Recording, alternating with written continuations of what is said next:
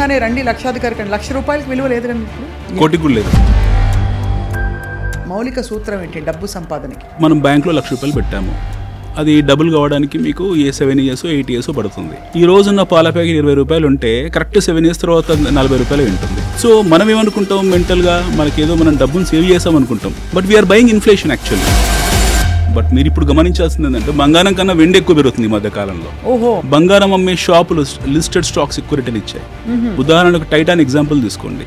Titan is a gold jewellery company, Tata గ్రూప్ది. అవును. అది ఓ 20 ఏళ్ల క్రితం ₹30 ₹40 ఉండేది స్టాక్. అది వాళ్ళ స్టోర్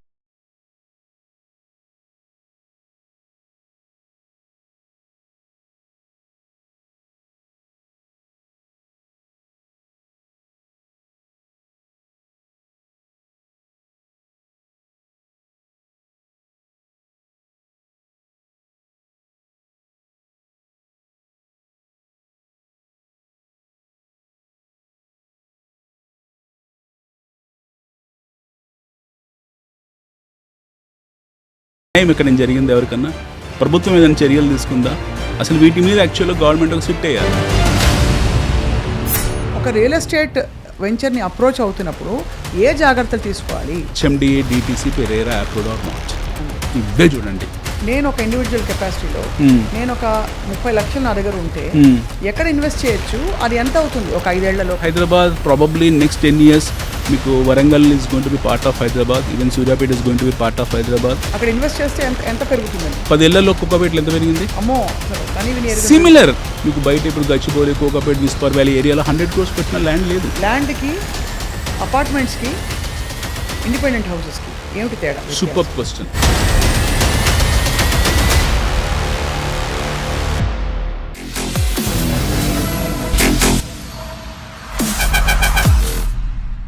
అందరికీ నమస్కారం.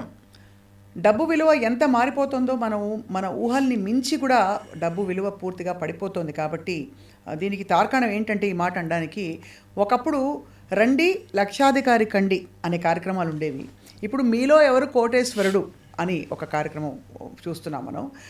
అన్నిటికంటే మించి ఏంటంటే ₹1,00,00,000 విలువ కూడా ఇవాళ తూచ్ అంటున్నారు అందరూ. అలా అయిపోయిందనమాట ఇన్ఫ్లేషన్.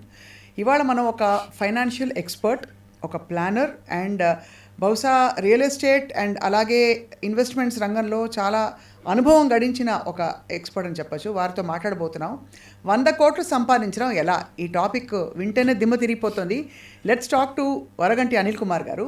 వారితో మాట్లాడి చాలా విషయాలు మనం ఇవాళ నేర్చుకోబోతున్నాం. అనిల్ కుమార్ గారు నమస్కారం. నమస్కారం. సో నిజంగానే రండి లక్షాధికారి కండి. ₹1,00,000 విలువ లేదు కండి ఇప్పుడు. లేదు, కోటికి కూడా లేదు. కోటికి కూడా లేదు అంటే అర్థం కావట్లేదు. ఒక్కసారిగా రెమ్యూనరేషన్స్ మొదలుకుని, శాలరీస్ మొదలుకుని అన్నీ మారిపోయాయి. సో ఇవాళ రూపాయి విలువ దాదాపు లేదని చెప్పాలి. ఎగ్జాక్ట్లీ లేదు, there is no value. So మరి మనం అవసరాలు ఎంత, ఎలా ప్లాన్ చేసుకోవాలని చెప్తే మీరేం చెప్తారు? ఫండమెంటల్ మౌలిక సూత్రం ఏంటి డబ్బు సంపాదనకి? డబ్బు సంపాదించాలంటే ముందు డబ్బు విలువ తెలియాలి, ఫస్ట్ థింగ్. రెండోది భవిష్యత్ అవసరాల పట్ల అవగాహన ఉండాలి. మూడోది మన సంపాదన ప్రక్రియ అవుతుందో అది ముఖ్యంగా అర్థం చేసుకోగలగాలి. మన ఇన్వెస్ట్మెంట్ని జాగ్రత్త చేయగలగాలి. సాంప్రదాయబద్ధంగా ట్రెడిషనల్గా మనకు తెలిసిన ఇన్వెస్ట్మెంట్స్ రెండు. అంటే భారతదేశంలో మనందరికీ కూడా సాంస్కృతిక పరంగా వచ్చిన భావజాలం అవుతుందో మనకు రెండు తెలుసు. ఒకటి బంగారము లేదా భూమి. బంగారం భూమి కాకుండా ఇతరాతర సాధనాలు ఇంకేమున్నాయి అంటే చాలా ఉన్నాయి. బంగారం భూమి కన్నా కూడా ఎక్కువ రిటర్న్ ఆఫ్ ఇన్వెస్ట్మెంట్ ఇచ్చిన సాధనాలు ఎన్నో ఉన్నాయి. లాస్ట్ 20 yearsలో ఇన్ఫ్యాక్ట్ మనకు ఈ మన భారతదేశ ప్రయాణం మొదలైంది 40 ఏళ్ళు. అంటే మనకి గ్లోబలైజేషన్ తర్వాత, ఎస్పెషల్లీ 1991 పివి నరసింహారావు, మన్మోహన్ సింగ్ గారు తెచ్చిన ఈ గ్లోబలైజేషన్ రిఫార్మ్స్ తర్వాతనే మనకు మన భారతదేశ ప్రయాణం మొదలైందని మనం అనుకుందాం. జనరల్ బేసిక్ ఎకనామిక్స్ ఎవరికి తెలిసినా కూడా. అయితే మనం అందరం ఏం చేస్తామనంటే మన ట్రెడిషన్స్ని, మన సాంప్రదాయాల్ని, మన సాంప్రదాయ ఇన్వెస్ట్మెంట్స్ని ఈరోజు కూడా వదులుకోలేదు చదువుకున్న వాళ్ళు కూడా. మన వ్యవస్థ అంతా కూడా చీటీల చుట్టూ, మన వ్యవస్థ పూర్తిగా కంప్లీట్గా చీటీల చుట్టూ ఈ పీర్లెస్ అనో, సహారా అనో, ఇంకేదో మనీ లాండరింగ్ అనో, ఇంకేదో రకరకాల యాక్టివిటీస్లో ఇరుక్కుపోయాం. లేదా ప్రభుత్వం అమ్మి ఇన్ఫ్లేషన్ని కొంటాం మనం, ద్రవ్యోద్బలాన్ని కొనుక్కుంటాం మనం ఇన్ఫ్లేషన్ని. బ్యాంక్లో ఫిక్స్డ్ డిపాజిట్ ఉపయోగపడుతుండొచ్చు మనకు. అవి అంటే రెమిటెన్సెస్ క్విక్గా ఉంటాయి, మనకు కావాలనుకున్నప్పుడల్లా సేఫ్గా ఉంటుందని నమ్మకం. బట్ మీకు రిటర్న్ ఆఫ్ ఇన్వెస్ట్మెంట్ ఎక్కడుంది చెప్పండి అందులో? సపోజ్ మనం బ్యాంక్లో ₹1,00,000 పెట్టాము, అది డబుల్ కావడానికి మీకు 7 years 8 years పడుతుంది. ఈ 1,00,000 2,00,000 మీకు వడ్డీతో ఒక 7 yearsకు కాంపౌండెడ్ రేట్ ఆఫ్ రిటర్న్ మీద ఒక 8 yearsకు మీకు ₹2,00,000 వస్తుంది. ఈ రోజున్న పాల ప్యాకెట్ ₹20 ఉంటే కరెక్ట్ 7 years తర్వాత ₹40 ఉంటుంది. అంటే మీరు సేవ్ చేసిన డబ్బు మీరు మళ్ళీ ఇన్ఫ్లేషన్కే కట్టేస్తున్నారు. అవును.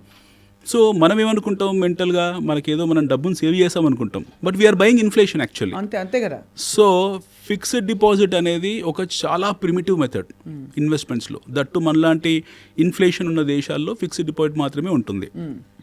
రెండో సాధనం గోల్డ్. ఎస్, ఆర్థోడాక్స్ పరంగా ట్రెడిషనల్గా మనకు గోల్డ్ అనేది ఒక ఇన్వెస్ట్మెంట్. మీరు లాస్ట్ 100 years ట్రాక్ రికార్డ్ తీసుకుంటే gold is a fantastic return of investment ఇచ్చింది. పిచ్చిగా పేలిపోతున్నాయి ఇప్పుడు ధరలు, పేరిపోతున్నాయి. 2,00,000 పోయినా 3,00,000 పోయినా ఆశ్చర్యపోతుంది. ఎందుకంటే మళ్ళీ గోల్డ్ గ్రాఫ్ కూడా మీకు చాలా మీరు చూస్తే ఫిక్స్డ్ డిపాజిట్ లాగే ఉంటుంది, అది కూడా ఇన్ఫ్లేషన్ లాగే ఉంటుంది గోల్డ్ కూడా. ఎందుకంటే గోల్డ్ రిజర్వ్స్ ఒకటి తగ్గిపోవడము, ప్రపంచవ్యాప్తంగా గోల్డ్ ఎక్కువ డిగ్గు కావడము, కాస్ట్ ఆఫ్ ఎక్స్కవేషన్ ఎక్కువ పెరగడం, గోల్డ్ అవసరాలు పెరగడము.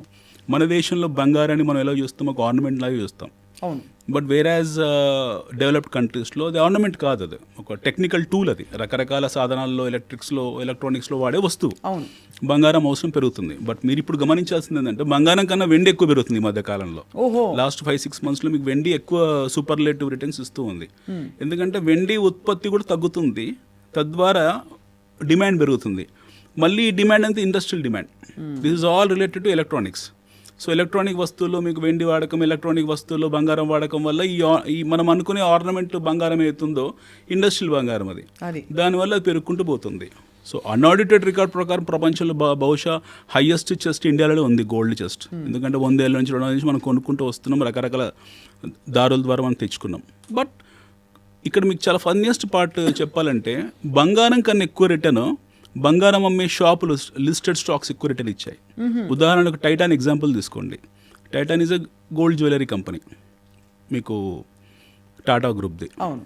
అది 20 ఏళ్ల క్రితం ₹30 ₹40 ఉండేది స్టాక్. అది వాళ్ళ స్టోర్స్, వాళ్ళ వ్యాపారం ఎలా పెరుగుకుంటూ పోయిందో, వాళ్ళు ఇచ్చే బోనస్లు, వాళ్ళు ఇచ్చే డివిడెండ్స్ ఇవన్నీ చూసుకుంటే that would have given about 200 times.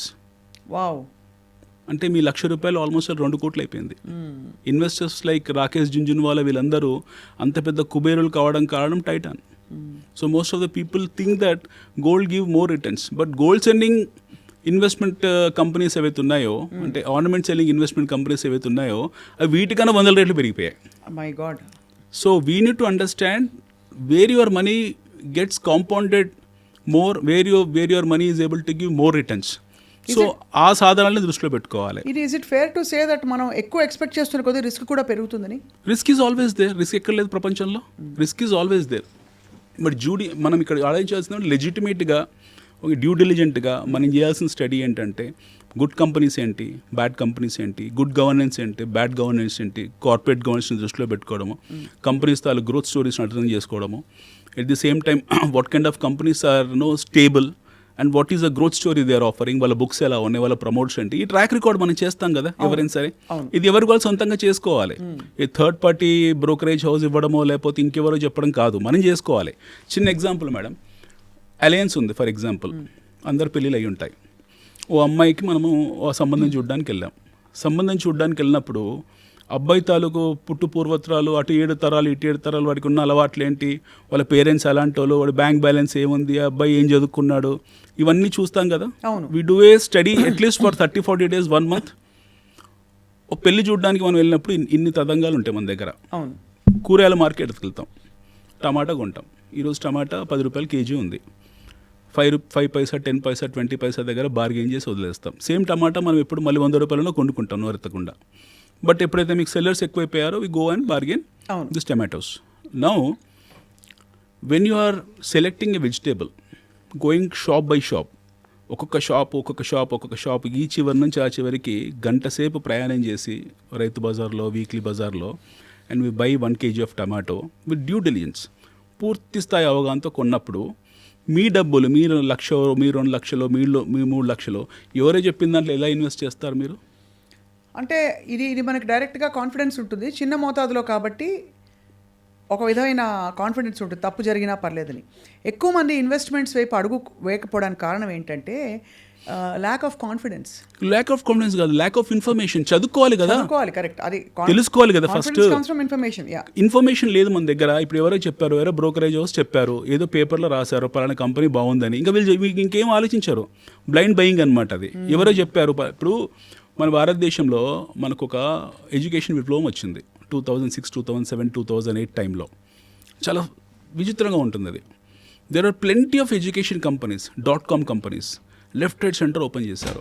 I don't want to take the names of those companies, but చాలామంది కంపెనీస్ ఓపెన్ చేశారు. ఎగ్జాంపుల్ మీ ఎడ్యుకాంప్ లాంటి కంపెనీ చెప్తున్నాను. ఈ మోడల్ ఆఫ్ బిజినెస్ సర్వైవ్ అవుతుందా, సర్వైవ్ కాదా, బైజూస్ లాంటి మోడల్ ఆఫ్ బిజినెస్ సర్వైవ్ అవుతుందా, సర్వైవ్ కాదా అర్థం చేసుకోకుండా ఎవరో ఇచ్చిన రిపోర్ట్ని, ఎవరో చెప్పిన దాన్ని నమ్మేసి అందులో హార్డ్ అర్న్ మనీ తీసుకెళ్ళి అవన్నీ బ్యాంక్రప్ట్ అయిపోయి ఎత్తేసిన తర్వాత ఫీల్ అవుతుంటారు. సో ఇక్కడ ఇష్యూ ఏంటంటే బేసిక్ ఇండివిజువల్గా మనం నేర్చుకోకపోవడం, మనం చదవకపోవడం. ఇప్పుడు నాది రియల్ ఎస్టేట్ బిజినెస్, మా దగ్గర ప్లాట్స్ కొంటారు. ఎలా కొంటారు? ఒక 30 లక్షలు ఇన్వెస్ట్మెంట్ 2 నెలలు. అసలు మీరు లెజిటిమేట్ అండ్ మీరు ప్రాపర్ డ్యూ డెలిజెన్స్ ఉంది అని ఎలా తెలుసుకోవాలి? అసలు మీరు కాకపోతే ఇంకోళ్ళైనా సరే, how does one find out? Real ఎస్టేట్కి వచ్చేసరికి కబ్జాలు జరిగిపోతాయి, రియల్ ఎస్టేట్లో డబ్బులు పెడితే ఇరుక్కుపోతాయి, ఎటు కాకుండా పోతుంది, హార్డ్ అండ్ మనీ, ఇవి ఉన్న అపోహలు జనాలు. అపోహ కాదు, నిజమే మీరు అంది. ఫస్ట్ థింగ్ మనం అర్థం చేసుకోవాల్సింది, రియల్ ఎస్టేట్ 2 రకాలుగా ఉంటుంది.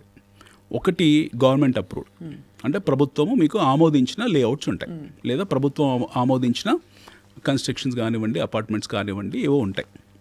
ఇది రేరా అప్రూవ్డ్ అను, ఇది HMD అప్రూవ్డ్ అను, ఇది DTCP అప్రూవ్డ్ అను. ఇది కానిది వదిలేసి ఎవడో ప్రీ లాంచ్ పెట్టాడు, రేపు పొద్దున మాకు అప్రూవల్ వచ్చిన తర్వాత మీకు 50% జంప్ వస్తుంది, 60% జంప్ వస్తుందని ఎవరో XYZ వచ్చి ఏదో ఊరు నుంచి వచ్చి హైదరాబాద్లో 10 ఎకరాలు 20 ఎకరాలు లేఅవుట్ తీసుకున్నాడు. మీరే ఎగ్జాంపుల్, స్వప్న గారు, మీకు ఎవరో చెప్పారు, మీరు మేడం ఇట్లా మీరు మా దగ్గర మా ఫ్రెండ్ ఉన్నారు, ప్రీ అప్రూవల్ పెట్టారు ఒకటి, ఇందులో మీరు ప్లాట్ బుక్ చేసుకోండి, తర్వాత బాగా పెరుగుతుంది. ముందు అయితే డబ్బులు అది పెరిగే, రేపు పొద్దున అప్రూవల్ వచ్చాక మీకు అది 20 లక్షలు అవుతుంది, ఇప్పుడు 10 లక్షలు పెట్టి కొనుక్కోండి అని చెప్పారు. మీకు ఆశ ఉంటుంది సహజంగా ఎవరికైనా సరే. ఇంకే ఫ్యాక్టర్స్ చూడరు, డ్యూ డెలిజెన్స్ అసలు చూడరు, వెళుతారు, వాళ్ళు హార్డ్ అర్న్ మనీ 10 లక్షలు తీసుకొని డంప్ చేస్తారు. 99% ఇందులో ఫ్రాడ్ ఉంది. 99% ఇందులో ఫ్రాడ్ ఉంది. 99% జనాలు డబ్బులు పోగొట్టుకున్నారు. తర్వాత వాళ్ళు ఎవరికి తెలియదు. అదే వీళ్ళు ఎవరైతే ఆ డబ్బులు తీసుకొని పారిపోయారో వాళ్ళు ఎక్కడున్నారో కూడా తెలియదు. వాళ్ళ మీద ఏ యాక్షన్స్ లేవు, ప్రభుత్వం కూడా పెద్ద పట్టించుకునే సందర్భాలు లేవు, వాళ్ళు చర్యలు తీసుకునే కూడా పెద్ద ఏం లేవు. ఎవరో నోటీసులు ఇస్తారు, ఒకరిద్దరిని తీసుకెళ్ళి చెంచడలో వేస్తారు, వాడు బెయిల్ తెచ్చుకుంటాడు, మళ్ళీ తిరుగుతాడు, ఇవన్నీ నార్మల్ అయిపోయాయి. సో ఈ సిస్టమ్ డ్యూ డెలిజెన్స్ ఇందాక మనం అందదే లెజిటిమేట్ కాంది ఏదైతే ఉంటుందో, అంటే ప్రభుత్వం ఆమోదించింది ఏదైతే ఉంటుందో, what government is not approved, what RERA is not approved, దాని జోలికి దాన్ని అమ్మడం అనేది చట్టరీత్యా నేరం. ఎవరు? ఈ అమ్మేవాళ్ళు. బట్ కొనడం కూడా అంతే స్థాయి నేరం. అమ్మడమే నేరం కాదు, కొనడం కూడా నేరమే. రెండొకటి, మీకు మనీ లాండరింగ్ స్కీమ్స్, పోన్జీ స్కీమ్స్ చాలా ఉంటాయి రియల్ ఎస్టేట్లో. మనీ బ్యాక్ స్కీమ్స్ అని, బై బ్యాక్ స్కీమ్స్ అని, మా దగ్గర మీరు డబ్బులు పెట్టండి, మీకు ₹1,00,00,000 ఇన్వెస్ట్ చేయండి, మీకు ₹1,50,00,000 ఇస్తాం సంవత్సరానికని. ఎలా పాసిబుల్ అవుతుంది? వాడు ₹1,00,00,000 ఇన్వెస్ట్ చేస్తే ₹50 లక్షలు రిటర్న్ ఇస్తా అని చెప్పాడు. ఎలా పాసిబుల్ అవుతుంది? అదే కదా. ఎవరైనా వాడి బ్యాలెన్స్ షీట్స్ ఏంటి, వాడి బుక్స్ ఏంటి, అసలు వాడి బ్యాక్గ్రౌండ్ ఏంటి, హూ ఈజ్ దట్ పర్సన్, ఎలా ఇవ్వగలుగుతున్నాడు, మీకు ₹1,00,00,000 నేను బతుకుతున్నా ఇందులో, ఎలా ఇవ్వగలుగుతున్నారు అని ఎవరైనా అంచనా వేసుకున్నారా? సైబర్ ఫ్రాడ్స్ ఇప్పుడు అలాగే కదా జరుగుతున్నాయి. ఇవి సైబర్ ఫ్రాడ్స్ కన్నా కూడా beyond madam, direct frauds, money laundering, Ponzi scheme frauds, ఇవన్నీ కూడా మీకు ప్రభుత్వానికి ప్రతి ఏటా సంవత్సరానికి దగ్గర 10 నుంచి 15,000 కోట్ల నష్టం వస్తుంది ఇందులో. దీనివల్ల పూర్తి స్థాయి రియల్ ఎస్టేట్ హైదరాబాద్లో ఈ పోన్జీ స్కీమ్స్, ఈ మనీ లాండరింగ్ వల్ల రియల్ ఎస్టేట్ సెంటిమెంట్ దెబ్బతినింది. There are plenty of families who become bankrupt. చాలా మంది వాళ్ళ పిల్లలు పెళ్లి చేయలేకపోతున్నారు, పిల్లల్ని చదివించుకోలేకపోతున్నారు, డబ్బులు తీసుకెళ్ళి హార్డ్ అర్న్ మనీ తీసుకెళ్ళి ఎవడో XYZ చేతిలో పెట్టారు, వాడు ఎక్కడుండో తెలియదు. ఎలా సాధ్యమవుతుంది? మీకు బ్యాంక్స్ ఇవ్వలేకపోతుంది, స్టాక్ మార్కెట్ ఇవ్వలేకపోతుంది, బంగారం ఇవ్వలేకపోతుంది. Nobody is able to give 50% ROI in 1 year. Correct. ఒక ఎల్లయ్య పుల్లయ్య మల్లయ్య వచ్చేసి రియల్ ఎస్టేట్లో వాడు ఏదో లేఅవుట్ అని చెప్పేసి మీరు ₹1,00,00,000 పెట్టండి, మీ 50 లక్షలు ఇస్తాను, రిటర్న్ 150% ఇస్తాను, 50% ఇస్తాను అని చెప్పగానే జనాలు నమ్ముతున్నారు. రైట్. చేసేవాడు ఎట్లా ఫ్రాడ్ చేస్తున్నాడు, నమ్మేవాళ్ళు కూడా ఫ్రాడ్ చేస్తున్నారు కదా. అంటే నమ్మేవాళ్ళు ఫ్రాడ్ అంటే వాళ్ళకి తెలియక చేస్తున్నారు కాబట్టి ఫ్రాడ్. ఎలా ఇప్పుడు బ్యాంకే వీళ్ళది బ్యాంక్కే 7-8% ఇవ్వడం కుదరట్లేదు. Best of the best companies, Tata group లాంటి కంపెనీస్, ఇన్ఫోసిస్ లాంటి కంపెనీస్, టెక్ మహీంద్రా లాంటి కంపెనీస్, మహీంద్రా అండ్ మహీంద్రా లాంటి కంపెనీసే వాళ్ళు 20%, 15% ROI తీసుకోవడానికి కింద మీద పడుతున్నారు. వాళ్ళు భూమి లేని భూమి మీద వాడి దగ్గర భూమే లేదు. It doesn't have any land with him. అవును, నేను ఏదో చేస్తాను రేపు పొద్దున అని చెప్పేసి భవిష్యత్తుని కలల సోదరుని అమ్మేసి ఈరోజు జనాల దగ్గర డబ్బులు తీసుకొని సక్సెస్ ఏంది? ఒక స్టోరీ చెప్పండి హైదరాబాద్లో అలాంటిది. Success let's keep India side, let's talk about Hyderabad. అలా పబ్లిక్ నుంచి మనీ లాండరింగ్, పోన్జీ స్కీమ్ ద్వారా డబ్బులు తీసుకొని ₹1,00,00,000 ఎన్నో ఉన్నాయి అలాంటి, కొన్ని 100,000 కోట్లు వసూలు చేశారు. కొన్ని కేసులు అవుతున్నాయి, కొంతమంది జైలుకి వెళ్ళారు అని మీరు ఎక్కువ కవర్ చేసి ఉంటారు టీవీ ఛానల్స్ వాళ్ళే. But what happen to them? న్యాయం ఇక్కడ నేను జరిగింది ఎవరికన్నా? ప్రభుత్వం ఏదైనా చర్యలు తీసుకుందా? అసలు వీటి మీద యాక్చువల్గా గవర్నమెంట్ ఒక సిట్ వేయాలి. They have to do a special investigative team. ఒక ప్యానల్ ఆఫ్ అడ్వకేట్స్ పెట్టాలి, ప్యానల్ ఆఫ్ పోలీస్ ఫోర్స్ని ఎంప్లాయ్ చేయాలి, వీలుంటే CRPFని పెట్టాలి, చెంచల్ కూడా ఎక్స్టెన్షన్ చేయాలి, వీలుంటే ఇంకో 20 బ్యారకులు పెట్టాలి అందరిని తీసుకెళ్ళడానికి. ఇలాంటి ఫ్రాడ్స్ ఒక ఎత్తు అయితే ఇప్పుడున్న ఆందోళన ఏంటంటే ఇవాళ ల్యాండ్ బాగుంటుంది, నా పేరు మీద రిజిస్టర్ అవుతుంది, కానీ ఎవరో అక్కడ లోకల్ బడాబాబులో ఎవరో వచ్చి అది మొత్తం తారుమారు చేసే రికార్డులని, ఆ టైటిల్ డీడ్స్ని కూడా తీసేసి ఎక్కడ నా డబ్బులు పోతాయి. ఇంపాసిబుల్, అది ఇంపాసిబుల్. నేను 4 years అని చూసాను ఈ రోజు వరకు కూడా. మీకు we have a fantastic system. Beat మనము ధరణి అనుకోవచ్చు, లేకపోతే దాని పేరు మారిస్తే రేపు పొద్దున భూభారతి అనొచ్చు. వీ హ్యావ్ ఫెంటాస్టిక్, కర్ణుడికి కవచకుండాల లాంటి సిస్టమ్ అది. ఒక్కసారి మీరు సిస్టంలో అందులోకి ఎంటర్ అయిన తర్వాత మీ వేలు ముద్రబడి అందులో మీ పేరు మీద రిజిస్టర్ అయ్యాక అందులో కబ్జా అనేది ఇంపాసిబుల్, అది సాధ్యం కాదు. కబ్జా జరగడము, డాక్యుమెంటేషన్ మ్యానిపులేట్ చేయడం అనేది సాధ్యం కాదు. మీ పేరు మీద రిజిస్టర్ అయిపోయిన డాక్యుమెంట్ అఫీషియల్గా మీరు ధరణిలో ఎంటర్ అయ్యారు. కానీ నా పేరు మీద రిజిస్టర్ అయిపోయాక కూడా ధరణిలో జరిగిన అవకతవకల వల్ల వేరే పేరు వచ్చేసింది అనుకోండి, ఏది చెల్లుతుంది? ధరణిలో అవకతవకలు జరిగినట్టు సందర్భాలు చాలా తక్కువ ఉన్నాయి. అసలు అలాంటివి లేవు, జరగవు.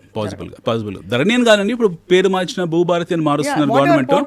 What ever the portal possible కాదు. మీ పేరు మీద ఒకసారి రిజిస్టర్ అయిన తర్వాత అది ఇంకొకరి పేరు మీద మార్చడం అనేది నెక్స్ట్ ఇంపాసిబుల్. అది ఎవరు దాన్ని చేయలేరు unless until the buyer has to come, ఈ has to give an acknowledgement. అతను ట్రాన్స్ఫర్ చేసి తప్పిస్తే పేరు మార్చడం అనేది సాధ్యం కాదు. ఈ సౌలభ్యము, ఈ సౌకర్యం భారతదేశం మొత్తంలో కేవలం మన తెలంగాణ రాష్ట్రాన్ని మాత్రమే ఉంది. Hyderabad lands are absolutely safe to buy and provided if that is approved by the concerned authority. ఇక్కడ మరొక మనం 2 రకాలు మాట్లాడాం. ఒకటి లేని కంపెనీలు సృష్టించి భూములు అమ్మేసి మోసం, అది డైరెక్ట్ మోసం. ఇది ఇక్కడ నేను అడిగింది అవకతవకలు జరిగితే, అంటే లోకలైజ్డ్గా స్టే ఇన్సిడెంట్స్ జరుగుతాయి. ఎవరో లోకలైజ్డ్ గుండాలు కావచ్చు, రౌడీ షీటర్లు వాళ్ళు వచ్చి తీసేసుకుంటారని ఒక భయం ఉంటుంది.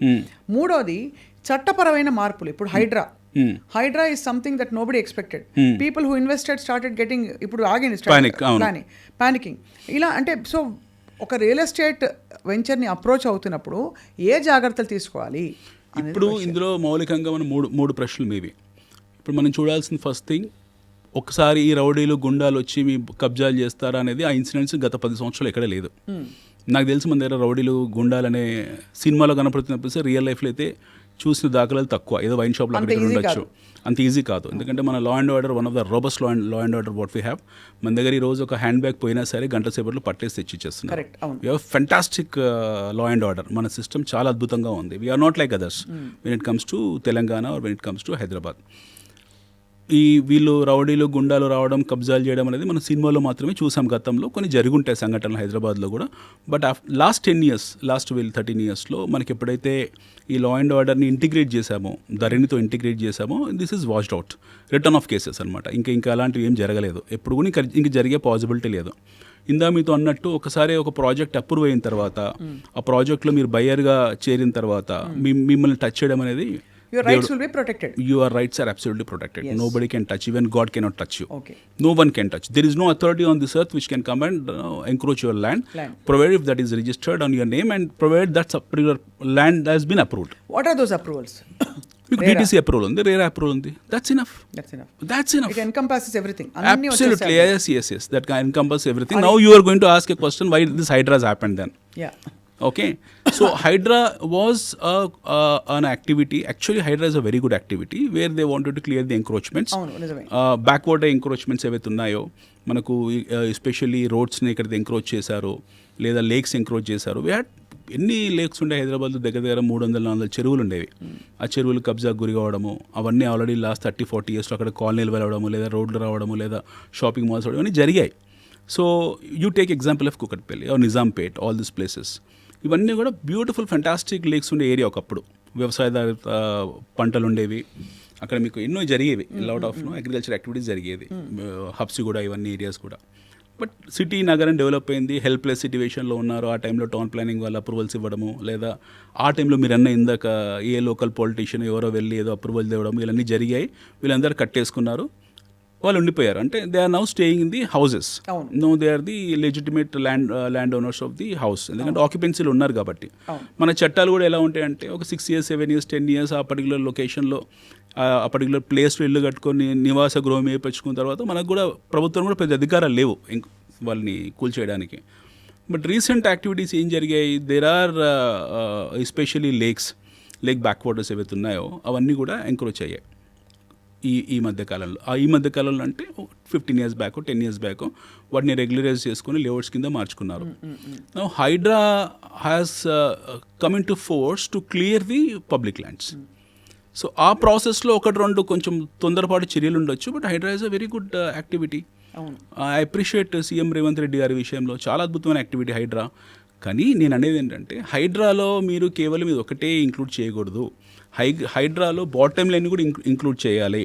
Especially money laundering, Ponzi schemes ఏవైతే ఉన్నాయో, this has to become part of HYDRAA. అదే ఎప్పుడైతే మీరు ఈ మనీ లాండరింగ్, పోన్జీ స్కీమ్స్, ఈ బైబ్యాక్ ఆఫర్లు, రకరకాల ఆఫర్స్ ఏవైతే పెడుతున్నారో రియల్ ఎస్టేట్లో, ఎస్పెషల్లీ ₹1 ఇన్వెస్ట్ చేయండి మీకు 1.5 ఇస్తాను ఎవరైతే అంటున్నారో, కంపెనీస్ వచ్చి అంటున్నారో, వాడికి బ్యాలెన్స్ షీట్స్ లేవు, వాడికి ఒక ట్రాక్ రికార్డ్ లేదు, ఇది సేమ్ టైం రిజిస్టర్డ్ కంపెనీస్ కాదు, ఆ బిజినెసే రిజిస్టర్డ్ కాదు, it's money laundering business. So basically ఆ ఇంట్రెస్ట్ కూడా ప్రొటెక్ట్ చేయాలి, ఆ ఇంట్రెస్ట్ని ప్రొటెక్ట్ చేయాలి, దాన్ని ఇందులోకి ఇంక్లూడ్ చేయాలి. That cannot be exclusive, that has to be part of the HYDRAA. దొంగల అనకుండా ఈ స్పూరియస్ ఇవన్నీ బిజినెస్లన్నీ కూడా టార్గెట్ చేయాలంటున్నారు. స్పూరియస్ బిజినెసెస్ ఏవైతే ఉన్నాయో, మనీ లాండరింగ్ యాక్టివిటీస్ ఉన్నాయి, చట్ట వ్యతిరేకమైన యాక్టివిటీస్ ఇవన్నీ కూడా, which are not authorised by government. ప్రభుత్వం ఆథరైజ్ చేయని యాక్టివిటీ అవుతుందో అవన్నీ కూడా ప్రజా వ్యతిరేకమైనవి. అంటే చట్టాలు ఎందుకు చేస్తారు, ప్రజలకు కరెక్ట్గా ఉండాలని, వాళ్ళకు సేఫ్గా ఉండాలని సేఫ్ గార్డ్ చేయడం కోసమే చేస్తారు. ఎప్పుడైతే చట్ట వ్యతిరేకత చర్యలు ఈ యాక్టివిటీస్ జరుగుతున్నాయో వాటి మీద ప్రభుత్వం చర్యలు తీసుకోవాల్సిందే. Hydraa has to be a very robust, suppose to be robust system inclusive of all this money laundering and Ponzi schemes. Got it, కన్విన్సింగ్గా ఉంది. ఇప్పుడు మనం ఇంతవరకు మీరు బంగారం గురించి చెప్పారు, వెండి గురించి చెప్పారు, ఫిక్స్డ్ డిపాజిట్స్ గురించి చెప్పారు, డబ్బులు దాచుకోవడానికి అనేక మార్గాలు, పెంచుకోవడానికి కూడా. రియల్ ఎస్టేట్ దగ్గర వచ్చాం, ఈ కామన్ డౌట్స్ అడిగేశాను మిమ్మల్ని. ఇప్పుడు హైదరాబాద్ రియల్ ఎస్టేట్ గురించి మాట్లాడదాం అనిల్ గారు. చుట్టూ విస్తరించే హైదరాబాద్ ఇప్పుడు చూస్తే 60-70 కిలోమీటర్లు నేను గత 15-20 సంవత్సరాల్లోనే విస్తరించి చూసాను. ఇది వరకు లకడికప్పులు హైదరాబాద్, అబిడ్స్ హైదరాబాద్, ఇప్పుడు అబిడ్స్ లకడికప్పులు ఎక్కడికో వెళ్ళిపోయింది. కరెక్ట్. ఎక్కడో Kokapet, that is the new Hyderabad. ఎక్కడెక్కడ విస్తరిస్తోందండి హైదరాబాద్, చెప్పండి. మనము హైదరాబాద్ అనే నగరాన్ని కాసేపు పక్కన పెడితే, first will come from Golconda. 400 సంవత్సరాల క్రితం గోల్కొండ అనే సామ్రాజ్యంలో హైదరాబాద్ అనే ఒక చిన్న కుగ్రామం ఎక్కడో ఉండేది. ఆ టైంలో రాజులు వచ్చారు, కుతుబ్షాహి వచ్చాడు, హైదరాబాద్ నగరం కట్టాడు. మొదట్లో హైదరాబాద్ రేడియస్ వచ్చేసి 5 kilometers చార్మినార్ చుట్టుపక్కల. 1980s వరకు కూడా హైదరాబాద్లో the tallest building happen to B Charminar. 1985 వరకు కూడా the tallest building happens to be Charminar. తర్వాత బషీరుద్దీన్ బాబుఖాన్ ఇలాంటి వాళ్ళు వచ్చి పెద్ద బిల్డింగ్స్ కట్టారు 90s ఆ టైంలో. Then it has become a normal high rise లాగా ఉండిపోయింది. 5 kilometers radius Hyderabad 1950s 10 kilometers అయింది, 2000 20 kilometers అయింది. ఈరోజు వీఆర్ అబౌట్ 1.1 million అఫీషియల్లీ, 1,10,00,000 జనాభా. మన హెచ్ఎండిఏ పరిధి 1,05,000 ఎంతో ఉంది, 1,05,000 ఎకరాలు ఉంది హెచ్ఎండిఏ పరిధి. 180 square kilometers రేడియస్లో ఉన్నాం మనం today. Hyderabad is around 180 square kilometers and approximately, not absolute figure, but కొంచెం అటు ఇటు. I'm talking about the registered HMDA, Hyderabad municipality development authority వరకే మాట్లాడుతున్నాను. ఈ రేడియస్ వరకే మనకు ఔటర్ రింగ్ రోడ్డు, దాని తర్వాత ఉన్న ఇంకొక 6-7 kilometers వరకు మన హెచ్ఎండిఏ పరిధి అనుకుందాం. ఈ 1,10,00,000 జనాభా ఇందులోకే వస్తారు. But actually Hyderabad is beyond that. మన హైదరాబాద్ సిటీ హెచ్ఎండిఏ పరిధి దాటిన తర్వాత కూడా ఇప్పుడు ఎంత ఉందో అంత ఉంది ఈక్వల్గా. బా if you take the complete Hyderabad radius, I'm talking about హైదరాబాద్ని బేస్ చేసుకొని వ్యాపారాలు చేసే వాళ్ళు, ఉద్యోగాలు చేసుకునే వాళ్ళందరూ కూడా మీకు 2 కోట్ల జనాభా ఉంటుంది. సో దాదాపు 300 కిలోమీటర్ల పరిధి కనిపిస్తుంది, మినిమం కనపడుతుంది, 300 కిలోమీటర్ల పరిధి కనపడుతుంది. అండ్ నో వెన్ హైదరాబాద్ భవిష్యత్తు ఎలా ఉంది అని మనం మాట్లాడితే 400 years మన ట్రాక్ రికార్డ్ చూసాం. ఎన్నో రాజ్యాలు వచ్చాయి, ఎంతోమంది రాజులు వచ్చారు, ఎంతోమంది ముఖ్యమంత్రులు వచ్చారు, సొంతంగా రాష్ట్రం ఏర్పడింది, ప్రభుత్వాలు మారే, ఎన్నో జరుగుతున్నాయి. ఈ ప్రగతి ఆగదిచ్చే నిరంతర ప్రక్రియ ఇది. ఈ ప్రహాసనం అనేది నిరంతరం జరుగుతూనే ఉంటుంది. ఒకటి. రెండోది, we have to come from nation point of view, భారతదేశం పర్స్పెక్టివ్లో కూడా మనం ఆలోచించాలి. Today we have how many A class cities? We have 5 A class cities: Delhi, Calcutta, Mumbai, Hyderabad, Chennai and Bengaluru. 6 cities ఉన్నాయి మనకు. We have beaten Chennai in terms of geography. Hyderabad is the largest city than Chennai in terms of geography. ఒకటి. రెండోది, today we are at around $100 billion GDP మనము. And Hyderabad itself is contributing around 50% of state revenue. ఈ 2 perspectives. మూడో important perspective, ఇండియాలో we are around 6 large cities including Hyderabad, Bengaluru. It the same time we have B class cities around 40-50 B class cities ఉన్నాయి. We have around 70 to 80 C class cities ఉన్నాయి. అంటే Indian urban population వచ్చేసి ఈరోజు 30%. అంటే agrarian economy నుంచి మనం urban economy కింద మారిపోయాం. Fine. Now Hyderabad కూడా సిమిలర్లీ అదే రిప్లికాలో మనం వర్కౌట్ అవుతున్నాం. Now if you take globally, we are around మన ర్యాంక్, గ్లోబల్ ర్యాంక్లో 100 లోపల ఎక్కడో ఉంటాం మనం. If we look at the city perspective, ఒకప్పుడు మనము ఇండియా ఏదైతుందో we are part of Asia Pacific అనేవాళ్ళు మనని. Today entire world is calling as India Pacific. భారతదేశాన్ని ఇండో పసిఫిక్ అంటున్నారు ఈరోజు. It's not Asia Pacific anymore. India is a Indo Pacific. So Indo Pacific రీజన్లో అత్యంత ప్రాముఖ్యత గల నగరం, దేశం ఇండియా. నగరాలు 2 ఇండో పసిఫిక్ రీజన్లో అతి ముఖ్యమైన 2 నగరాలు ఉన్నాయి. ఒకటి ఢిల్లీ అనుకుందాం, the administrative capital of India. Second వచ్చేసి దక్షిణ భారతదేశానికి కానీ వింధ్యా పర్వతాలు దిగిన తర్వాత మోస్ట్ సెంటర్ ఆఫ్ గ్రావిటీ ఉన్న సిటీ హైదరాబాద్. అంటే అన్ని విధాల మోస్ట్ డిజైరబుల్ సిటీ. అందుకే అన్ని కంపెనీలు కూడా ఇన్వెస్ట్మెంట్స్ కి ఇక్కడికే రాలేదు. చాలా వరకు వచ్చాయి. 10-15 సంవత్సరాల వచ్చాయి. అయితే ఇప్పుడు ఎలా ఉండబోతుంది? వచ్చే 15 సంవత్సరాలు, వచ్చే 10 సంవత్సరాలు ఎలా ఉండబోతుంది? నగర అభివృద్ధి ఎలా ఉండబోతుంది అని అంటే ఇప్పుడు మనం చాలా ఫాస్ట్ అవుతాం. ఎందుకనంటే నౌ స్ట్రేట్ ఆఫ్ మలకా ఎక్కడైతుందో ఫిలిప్పీన్స్ దగ్గర, అటు నుంచి మన ట్రేడ్ ఇండియాలోకి ఎంటర్ అవుతుంది. That will enter at Bay of Bengal. Strait of Malacca ట్రేడ్కు బే ఆఫ్ బెంగాల్ ఎంట్రీ అవుతుంది. మీరు అందుకే చూడండి, అదానీ పోర్ట్స్ ఏవైతే ఉన్నాయో మనకు ఎంటైర్ ఆంధ్రాలో, ఎస్పెషల్లీ మచిలీపట్నం, విశాఖపట్నం, వాళ్ళు ఎక్కువ అక్కడ దాని మీద ఫోకస్ చేశారు. సో మనకు ఈ ఎంట్రీ పాయింట్ అంటే గేట్ వే ఆఫ్ ఇండియా ఈ 2 అవుతాయి. ఎస్పెషల్లీ మచిలీపట్నం, విశాఖపట్నం, ఇటు Chennai will be the gateway of India. అక్కడి నుంచి మంగళూరు పోర్ట్ని, ఇటు కొచ్చి పోర్ట్ని, అటు గోవా పోర్ట్ని, ఢిల్లీ పోర్ట్ని కనెక్ట్ చేసే ఏకైక పాయింట్ హైదరాబాద్. సో ఈ రెండు పోర్ట్స్ అంటే south and east and west బేస్ని కనెక్ట్ చేసే సెంటర్ పాయింట్ అవుతుంది. సో అంటే వింధ్యా పర్వతాల కింద నుండి ఒకటి ఆల్రెడీ ఎగ్జిస్టింగ్, బట్ ఇప్పుడు ఇన్ఫ్రాస్ట్రక్చర్ పరంగా చాలా రోబస్ట్ అవుతుంది. రెండోది, సౌత్ ఇండియాలో, మన దక్షిణ భారతదేశంలో there has to be place where it has to be feasible for everyone. It is not Bengaluru, it is not Chennai anymore. It will be Hyderabad. రేపు పొద్దున భవిష్యత్తులో EV zone, electric vehicle zone కానివ్వండి, ఫ్యూచర్ అంతా electric వెహికల్దే ఉంటుంది. Manufacturing zones కానివ్వండి. Already Hyderabad happen to be larger pharma player in the world.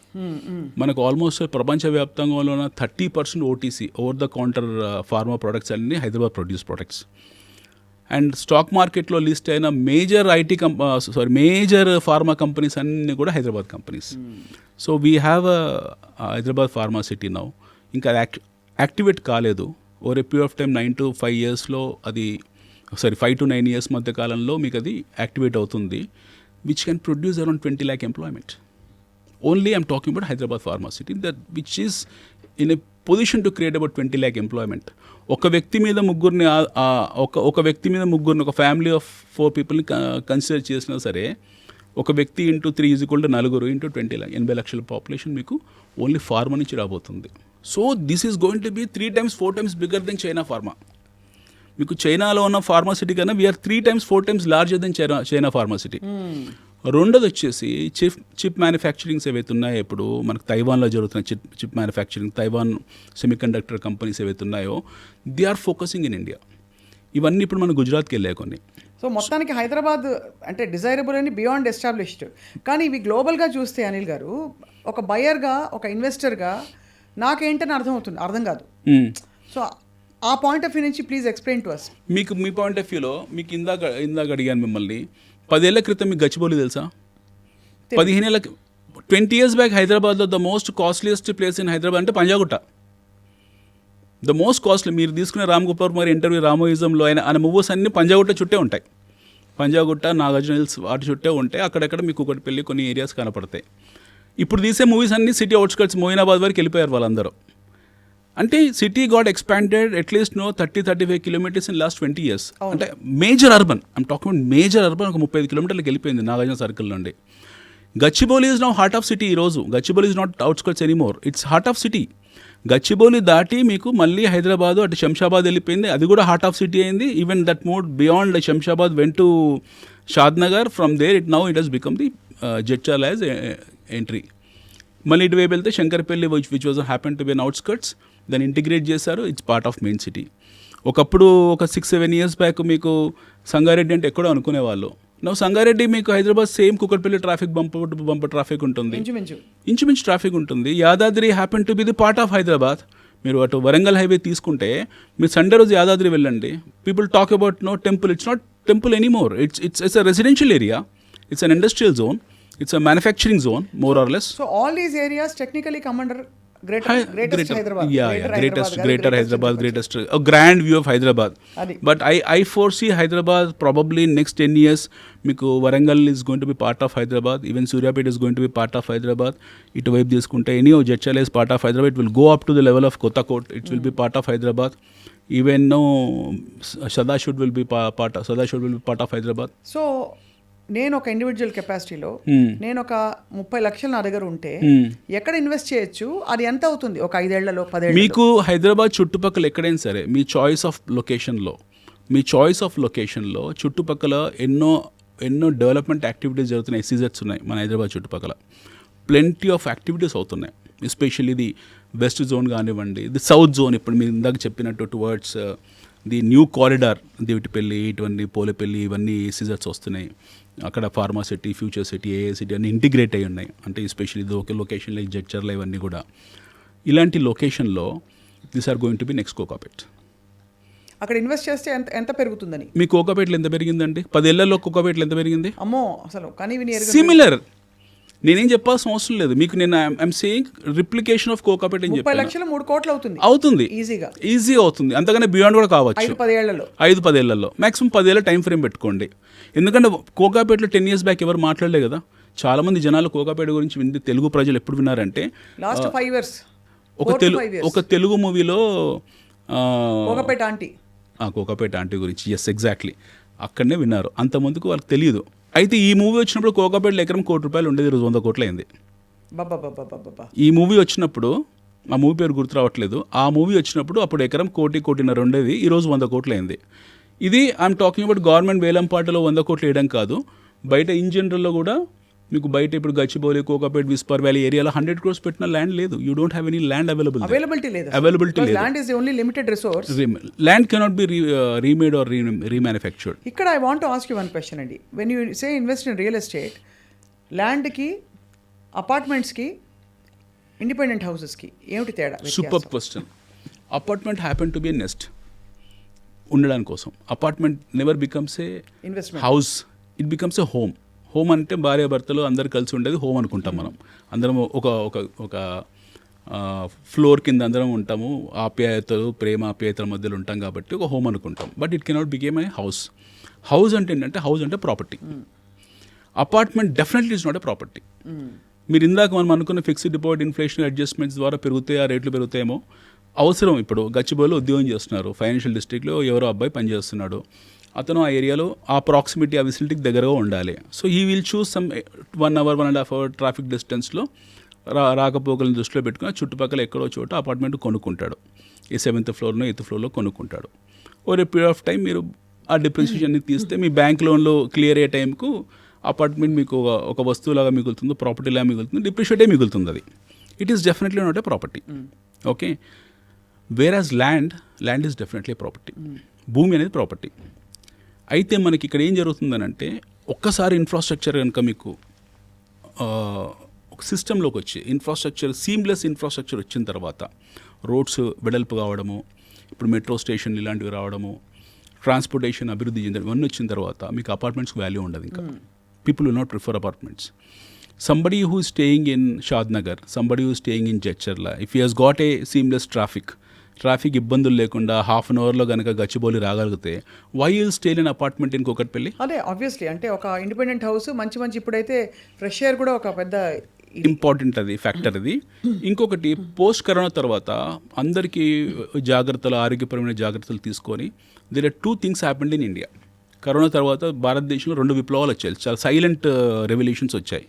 ఒకటి auto revolution, 2 wheelers నుంచి 4 wheelers రెవల్యూషన్ వచ్చింది.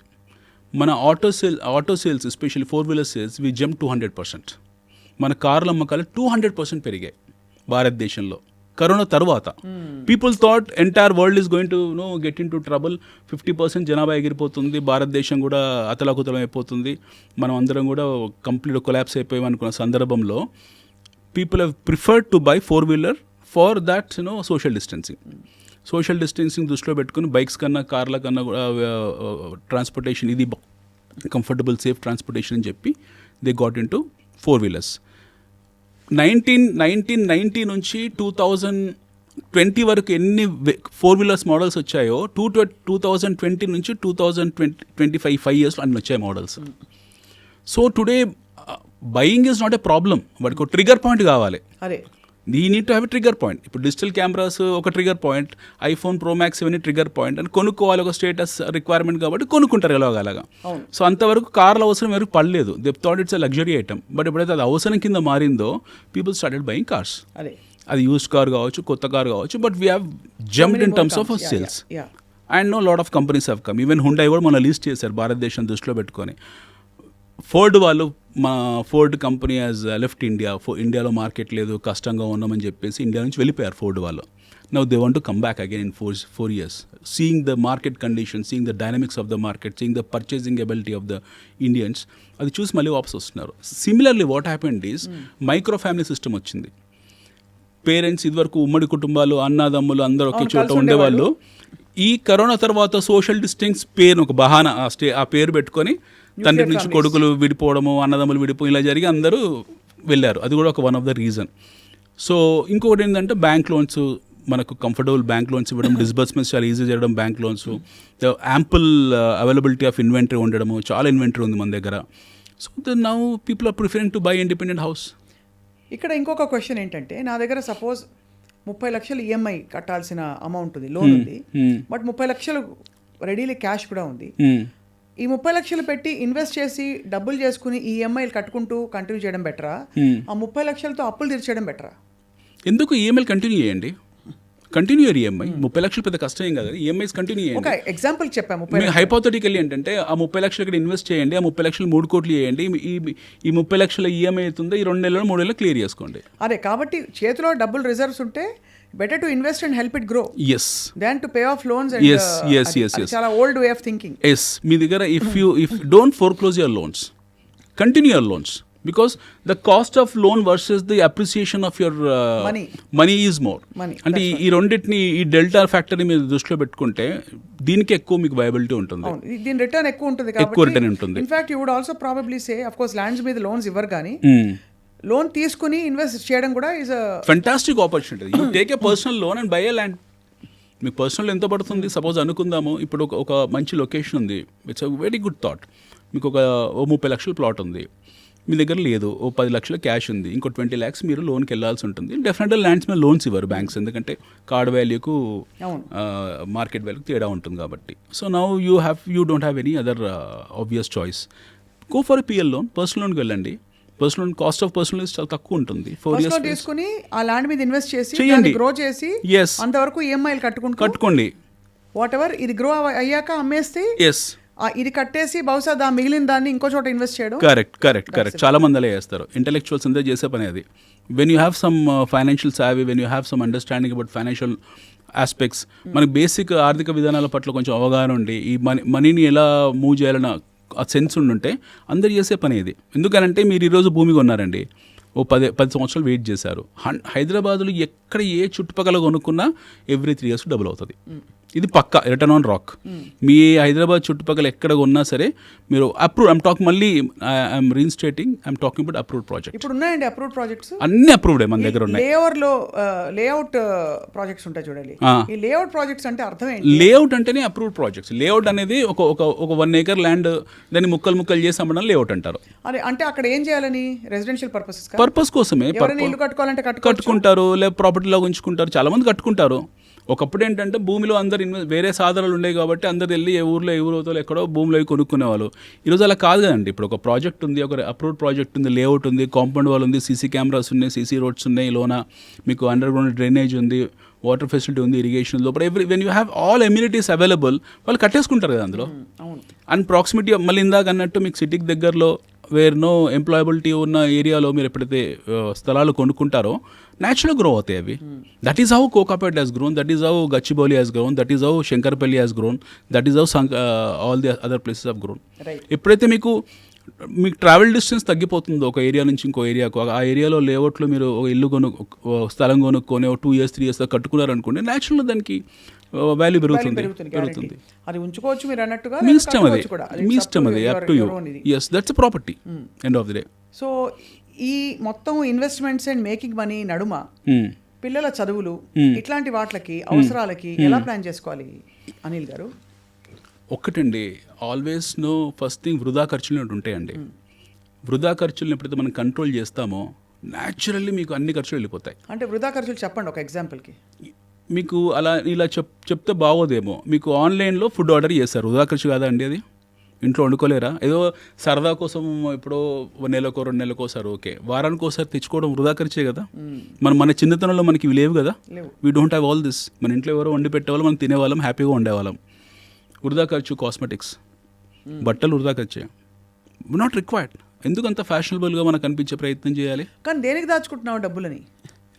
ఇప్పుడు ఉన్నవాడు ఇది చాలా మంది ఆర్గ్యుమెంట్ కాబట్టి మీ ముందు ఇలా ఉంచుతున్నాను. మీరు ఒక ఇన్వెస్ట్మెంట్ ఎక్స్పర్ట్. ఇప్పుడు పోయాక ఎవరి కోసం అది, ఎవరి కోసం? మీరు ఫస్ట్ మనం ఇప్పుడు అందరు పోతారండి, అన్డిస్ప్యూటెడ్, అది ఎవరు ఉండరు. బట్ మీరు పోయాక మన పిల్లలు కష్టపడకూడదు. ఇప్పుడు అవర్ పెడిగ్రీ, మన పిల్లలు ఎవరైతే ఉంటారో వాళ్ళు సఫర్ కాకూడదు. దానికి చదువులు ఉండాలి, వాళ్ళకి కావాల్సిన ఆర్థిక వెసులుబాటు కల్పించుకోవాలి. అది ఇంపార్టెంట్. అంత మించి అంటే ఏంటి? ఇప్పుడు మన ఫస్ట్ మీరు అడిగిన ప్రశ్న అదే. ఈ రోజు ₹1,00,000 సరిపోవట్లేదు, ₹1,00,00,000 విలువ లేదని మనం మాట్లాడుకున్నాం. సో అది ఒక 20 years from now ఈ రోజు ఈ జూబ్లీహిల్స్లో ఒక 200 గజాలు ఇల్లు కొనుక్కోవాలంటే మీకు ఎంత అవుతుంది? 4 నుంచి 5 కోట్లు అవుతుంది మినిమం అవుతుంది. 4 to 5 crores. అంటే పిల్లోడికి మన కూతురికి ఎవరికి ఒక 200 గజాలు ఇల్లు ఇవ్వాలంటే వాడు జీవితకాలం కష్టపడాలి. ఫస్ట్ థింగ్, కష్టపడే ఎబిలిటీ ఉండి కష్టపడి సంపాదించుకొని కొంటే బాగుంటుంది. లేదు అని అంటే ఇందాకన్నా వృధా ఖర్చులు తగ్గించుకొని వేరే సాధనాల్లో వెళ్ళి అందులో సంపాదించడం మొదలుపెట్టాలి. ఈ 2 లేదు, నేను చదివిపించాను వదిలేస్తాను వాళ్ళ కర్మ అనుకుంటే మనం చెప్పేది ఏమీ లేదు. But when you wanted to create wealth, you have to cut down your unwarranted expenses. ₹3,000 పెట్టి టికెట్ కొనుక్కోవడం మీకు అన్వారంటెడ్ అనిపించట్లేదా అండి? తప్పకుండా సినిమాలకి అది అవునా కదా. ఒక వారం రోజులు ఆతృత ఆపుకొని పెట్టుకుంటే ఓటీటీలోనే ఇంకెక్కడో వస్తుంది, లేదా ఖాళీ వెనకాల కూర్చొని చూడొచ్చు ఫ్రీగా. ఎవరు ఉండరు. ఒక వారం 10 రోజుల తర్వాత థియేటర్లోనే ఎవడు ఉండడు. మనం ఒక్కరే కూర్చొని పాప్కార్న్ పెట్టుకొని సినిమా చూడొచ్చు. అండ్ దిస్ అన్వారంటెడ్ ఫ్యాసినేషన్స్ ఏవైతే ఉన్నాయో, అన్వారంటెడ్ కాస్మెటిక్స్, అన్వారంటెడ్ డ్రెస్సింగ్, మనము పక్క వాళ్ళతో కంపేర్ చేసుకోవడము, వాడికి ఆ కారు ఉంది కదా నేను కారు మార్చడము. పిల్లలు ఎన్నో కంప్లైంట్స్ తీసుకొస్తారు. నాన్న ఇప్పుడు మా ఫ్రెండ్ వాళ్ళ డాడీకి ఇది ఉంది నీకు లేదని, మా ఫ్రెండ్ వాళ్ళ డాడీకి ఇది తెస్తాడు మీదని. ఈ కంపారిజన్స్ వచ్చినప్పుడు ఆటోమేటిక్గా పేరెంట్స్ కూడా టెంప్ట్ అయిపోయి ఏవో చేస్తూ ఉంటారు. గ్యాడ్జెట్స్ ఉన్నాయి, అవసరం లేదు అవన్నీ కూడా. సో ఇక్కడ ఇంకో పర్టినెంట్ క్వశ్చన్ అడుగుతాను. Used car is better or new car is better? Go for used car. Go for Delhi car. ఢిల్లీలో మన హైదరాబాద్లో తిరుగుతున్న 4matic Mercedes you get it for 20 lakhs. మీకు నేను మొన్న ఆన్లైన్లో సెర్చ్ చేస్తే 80 లక్షలకు రోల్స్ రాయిస్ ఉంది. 8 కోట్ల కారు. 80 lakhsకి రోల్స్ రాయిస్ ఉంది. I can afford to buy. But నాకు ఆ స్టేటస్లో కొనలేదు. ఎందుకంటే దానికి ఒక స్టేటస్ కావాలి కాబట్టి 80 లక్షలకు రోల్స్ రాయిస్ ఉంది, 40 లక్షలకు 60 లక్షలు 70 లక్షలకు మీకు పోర్షే దొరుకుతుంది, 20 లక్షలకు మీకు BMWలు ఉన్నాయి. I'm talking about the latest GT series. Why don't you go for it? ఇప్పుడు చిన్న ఎగ్జాంపుల్ అండి, నేను మీ ఆఫీస్కి వచ్చాను, I came in a high end car, ఇక్కడికి వచ్చాను స్టూడియోకు, నేను హై ఎండ్ కార్లోనే వచ్చాను, బయట ఉంది నా కారు. ఎవరికైనా తెలుసా అది కొత్తదా పాతదా? ఎవరు తెలియదు. నన్ను అడుగుతారా ఎప్పుడు రిజిస్టర్ చేయించారని? రెండోది అన్నిటికన్నా ముఖ్యమైనది ఏంటంటే కొత్త కారు కొనుక్కోవడం పాత కారు కొనుక్కోవడం అది చూడరు, మీరు ఏ కారులో వచ్చారో మాత్రమే చూస్తారు. మీరు మర్సిడీస్లో ఉన్నారా లేకపోతే మారుతిలో ఉన్నారే చూస్తారు, అంతే కదా. మీరు ఇక్కడికి ఫంక్షన్కి వెళ్ళారు, ఇప్పుడు చాలామంది ఫిల్మ్ యాక్టర్స్ ఉంటారు, ప్లెంటీ ఆఫ్ ఫిల్మ్ యాక్టర్స్ ఉంటారు, వాళ్ళు ఎప్పుడో 6 years 7 years back high end cars కొని ఉంటారు, ఈ రోజు కూడా వాడుతున్నారు కదా, ఓ 5-6 years అవుతా వాడేసి అమ్మేస్తారు, వాళ్ళు వేరే వాళ్ళు కొనుక్కుంటారు. యూస్డ్ కార్లో తప్పేంటారు? అసలు ఇప్పుడు యూజ్డ్ హౌస్ కొనట్లేదా మనము? ఎందుకంటే ఇప్పుడు ఒక మంచి రకం కారు కొంటే 40 లక్షలు చాలా మందికి, ఒక కొంచెం మిడ్ రేంజ్ నుంచి చూస్తే 40 to 60 lakhs అవుతుంది. అదే యూజ్డ్ అంటే మనకి 1/4 పడిపోతుంది. ఎగ్జాక్ట్లీ. కాబట్టి ఆ డబ్బులు ఇంకో చోట ఏ ల్యాండ్లోనో పెడితే అది బాగా పెరుగుతుంది. గ్యాడ్జెట్స్ కార్స్ డిప్రిషియేట్ అవుతాయి. అసలు గ్యాడ్జెట్స్ కొనకూడదండి. Who is asking you to go and buy every Apple new model?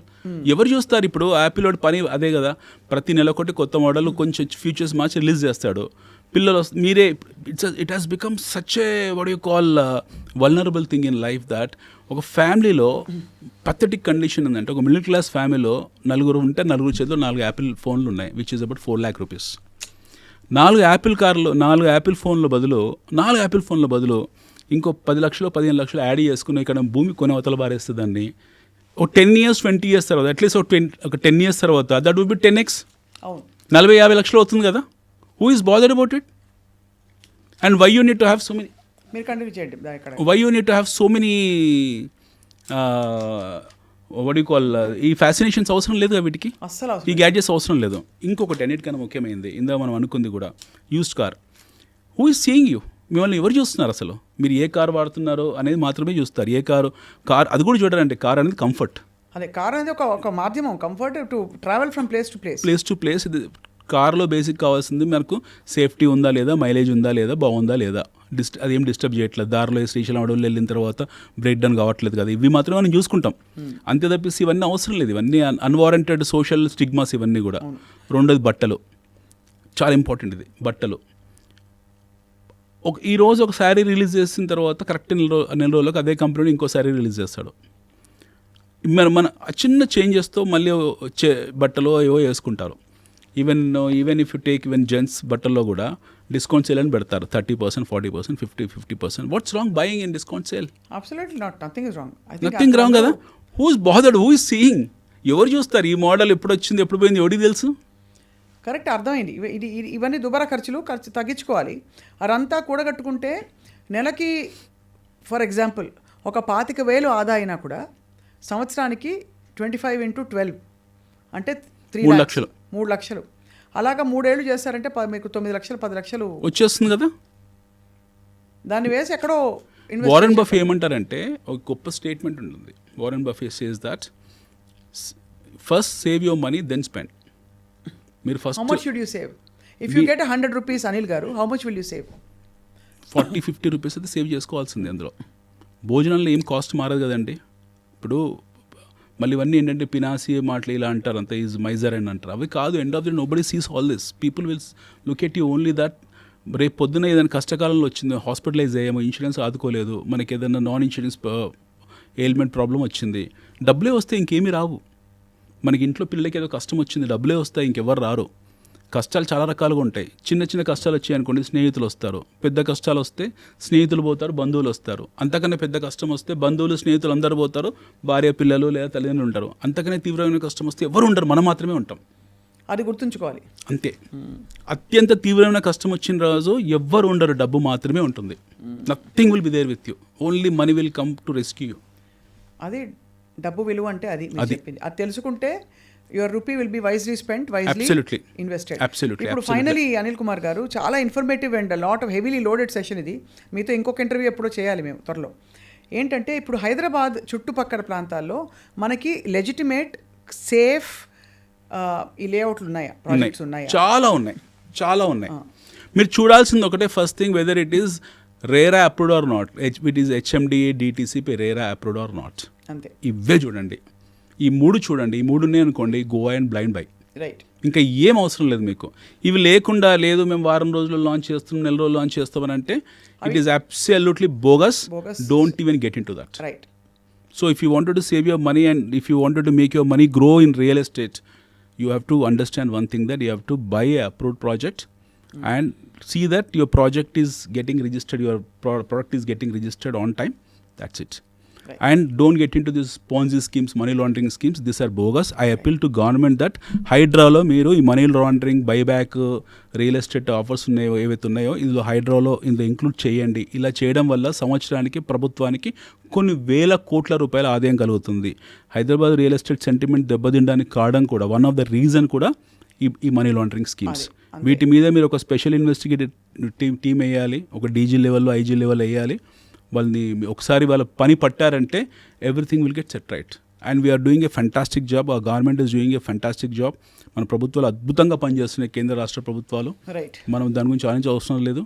Indian growth story is intact. We are growing one of the finest economy in the world. We are the 5th largest economy in the world, sitting with $650 billion of reserves.